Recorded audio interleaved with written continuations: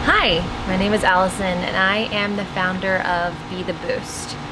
So Be The Boost was started because of a promise I made to the universe back in 2017, and I said that if I was ever able to have a healthy baby and carry it to term, that I would do everything in my power to help and support women however they needed. And what came out of that was giving a boost. If someone needs a boost, you can be the boost. But I figured that in order to help women, you need to know who I am so you can trust me and know that I'm one of you. So what I wanted to do with my very first video ever was tell our story. Caveat to this, I am right in the middle of IVF round 2, and that means right where I'm at, I have to take estradiol every night, 6 milligrams at 8 o'clock, and it makes me very hormonal. So if I start crying or get teary-eyed, just go with it. That is a part of the process. So back in 2016, my husband and I weren't trying to get pregnant. And right before my 30th birthday, we found out we were pregnant. And I have 2 sisters and a brother, and I helped raise them. There's a big age gap, and I was like, you know what? I don't know if I want to be pregnant. And when I saw that positive test, I was like, okay, yep, this is it. I want to be a mama. I was born to be a mom. Well, we didn't tell anybody on my 30th. It was this big surprise we wanted to keep with just me and my husband, Russ. And I started bleeding. And it was a shock. I didn't really understand what was happening. We lost the baby, and it was very sad and traumatic. It was definitely a wanted baby. The crazier part is that a month later, when I went back for my results, just to make sure everything had passed naturally with the miscarriage, there were pieces of the fetus that hadn't been passed all the way, cells, and they started growing. And this is called a molar pregnancy. Best case, it can lead to issues with infertility. Worst case, it can turn into cancer because it's cells and they can grow. Now remember, the baby is gone. There is no baby. It was just cells that didn't pass. My doctor, I lived in Austin at the time, and she said, you know, we need to have a D&C right now.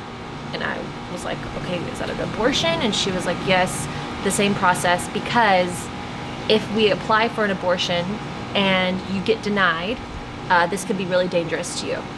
I was by myself. My husband wasn't there. It was just a routine checkup. She was like, we got to go right now. I was like, okay, oh my goodness, okay. I remember listening to the podcast Limetown whenever that came out. I was lying there. She gave me a shot needle about this big, and it hurt. I felt everything. That was my deadening.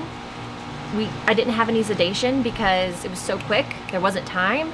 So it was basically an unsedated D&C, and the whole procedure was 90 seconds, and I fainted on the table about 20 seconds in. So thankfully, it was extremely, extremely painful, very traumatizing. Then I had to sign papers saying that I aborted my child, which it wasn't a child.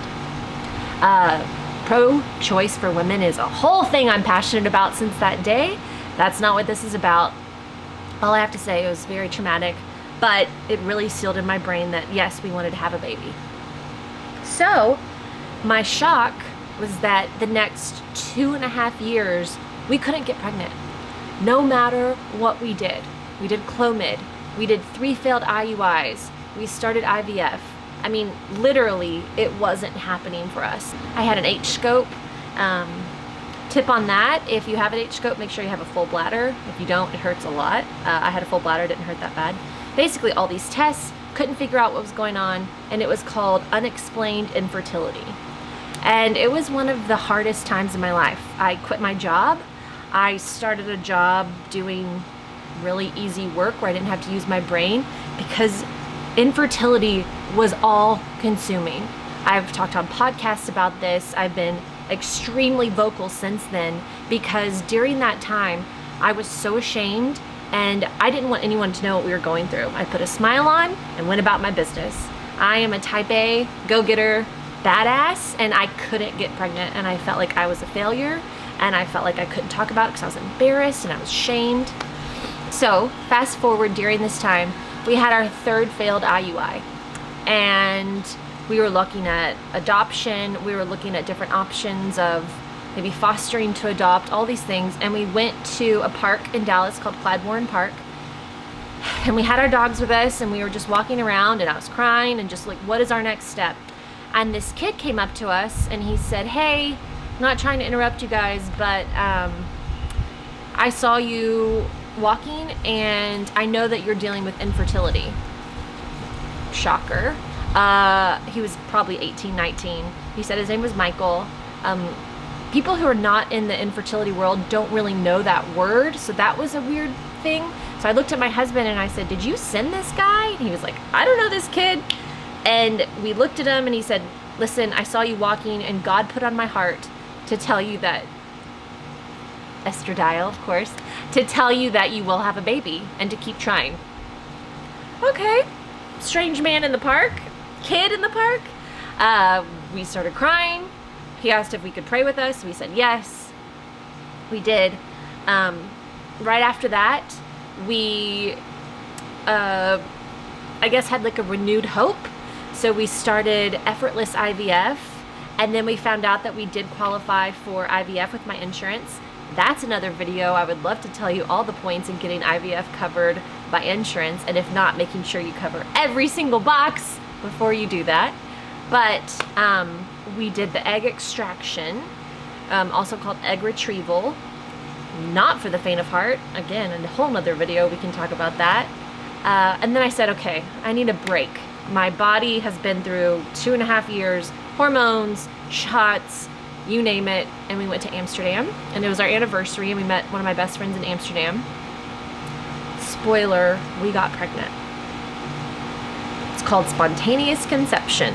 I was home. My husband stayed in Europe with his dad, and I got a call to start going with the egg transfer into my body because we got 6 eggs.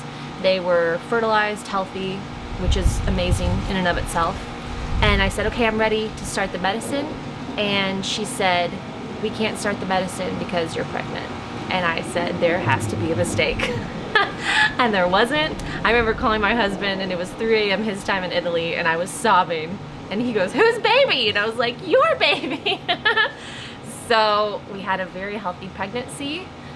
We welcomed our son Noah. We named him Noah Michael, after what we think is an angel in the park that day. And he was born last year in 2019. He is our rainbow baby. He is our whole world. And we are starting IVF because we're ready for another. So that's our story. There are so many facets of this story, and I would love to tell you all of them along this journey that we're going through. But I do know that I made a promise to God and the universe that if I were to get pregnant, if I were to have a baby, I would help women every single day if I could. So this idea for Be the Boost has been growing for a long time. I'm excited to see where it goes. I've never really done anything like this, so please be gentle and be patient. And with that, if anyone needs a boost, just remember you can be the boost. Thanks.